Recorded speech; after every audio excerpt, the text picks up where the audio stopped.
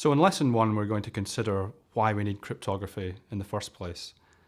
And the best way of doing this is to actually look at the physical world, the world with no computers, no email, no iPads, and imagine how information exists in that world and what security of that information is. So at the end of this lesson, you should be able to identify a range of security mechanisms used in the physical world and appreciate why we need cryptographic security mechanisms in the digital world. So let's start by thinking about the way information is represented in this physical world of no computers, iPads, etc. What does information look like and in what forms does it take?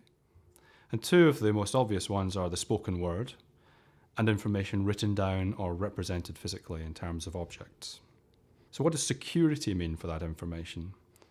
And perhaps the first thing that springs to mind is secrecy, the need to restrict who can access a particular type of information.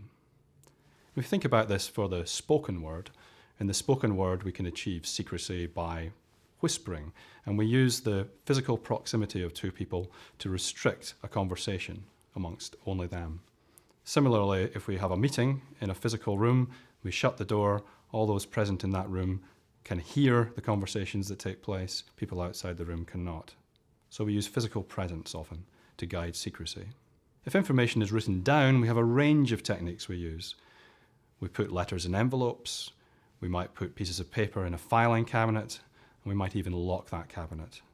And once again, we're using the physical mechanisms of the physical world to protect information that's written down.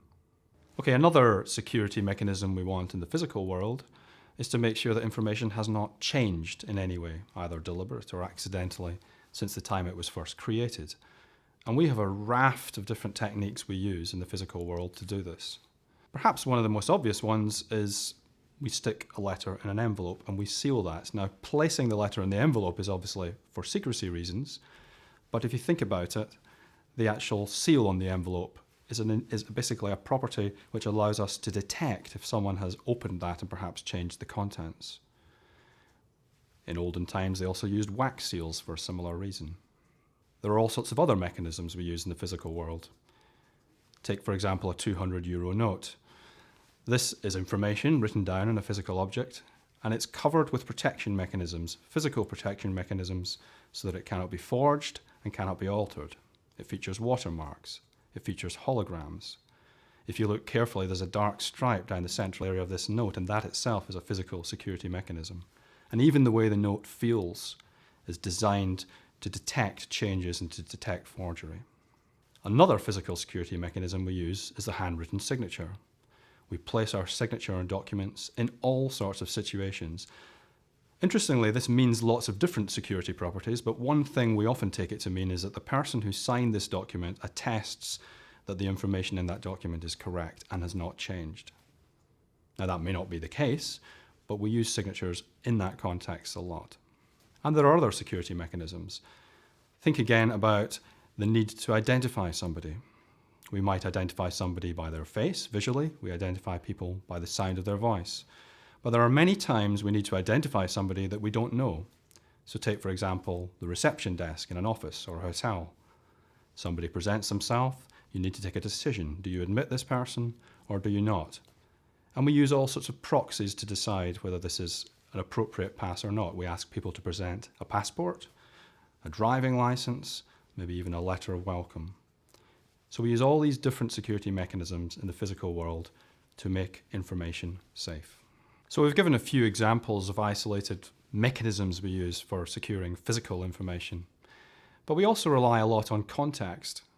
So imagine this scenario: you're invited to attend a presentation in a room from somebody you don't know. You turn up at the expected time, somebody you don't know takes to the stage and starts talking. How do you know this is the right person? How do you know the information you're getting is correct?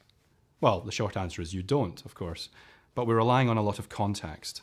The speaker turned up at the right time, somehow got into the building, somehow got onto the stage, somehow sounds like they're making sense. Everybody else seems to be accepting that this is normal and that this is valid. We can all imagine disaster scenarios where the real speaker was kidnapped on the way to the room. This is rather unlikely. We're relying on the difficulty in the physical world of somebody actually turning up and appearing to do the right thing at the right place at the right time. We're relying on the physical context to make security decisions. Now let's map to the digital world and reflect on all these things we've just talked about. And that physical context is completely gone. Most importantly, information can reach anyone, any place, any time in the digital world. We have no way of recognizing faces and sounds. We have no ways of physically locking information away. It's very easy to modify digital documents. It's very easy to copy digital documents without anyone realizing even that's been done. And it's very easy to make contact across the internet, across the world, without people having any real idea who's trying to make contact. So it's this absence of all these physical security controls in the digital world which is needing replaced. And that's precisely what cryptography is going to be doing. So in summary, physical security mechanisms and physical context is what delivers security in the physical world. That's what we're going to have to replace in the digital world with cryptography.